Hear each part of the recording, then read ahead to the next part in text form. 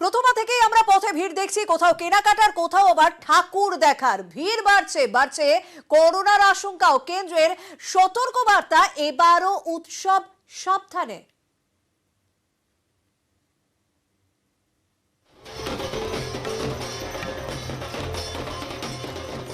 ঢাকে কাঠি, পথে ভিড়, কেনাকাটার ভিড়, ঠাকুর দেখার ভিড়। প্রথমা থেকেই রাস্তায় জনতার ঢল। অনেকে মাস্কের বালাই নেই, অনেকের মাস্ক থুতনিতে। ভিড়ের এই ছবি ঘিরেই বাড়ছে করোনার আশঙ্কা।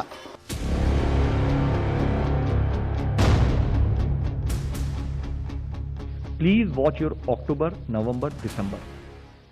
हम सबको पता है आने वाले ये 3 महीने देश के लिए कितने जरूरी हैं।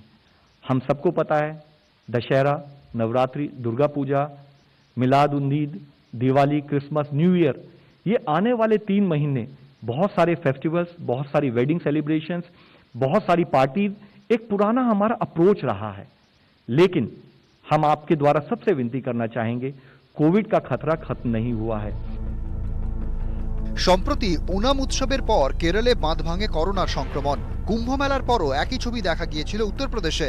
এবার কলকাতায় পুজোর ভিড়, যাতে সিঁদুরে মেঘ দেখছেন চিকিৎসকদের অনেকেই। কলকাতা হাইকোর্ট প্রতিমা দর্শনের ক্ষেত্রে কিছু বিধিনিষেধ চাপালেও তাতে কতটা কাজের কাজ হবে তা নিয়ে সংশয় রয়েছে অনেকের মনেই।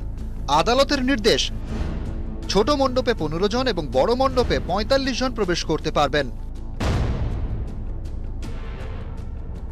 এত ভলান্টিয়ার, এত স্বেচ্ছাসেবক, এত পুলিশ কর্মী, এত আইন রক্ষককারী আমরা কোথায় পাবো যে প্রত্যেক দর্শনার্থীকে তাদের সার্টিফিকেট আছে কি নেই সেটা দেখব? কিন্তু মাস্কের ব্যবহারটা নিয়মিত সঠিকভাবে আপনাকে করতেই হবে, সে আপনি 2টো ডোজ ভ্যাকসিন নিয়ে থাকুন কি ভ্যাকসিন না নিয়ে থাকুন।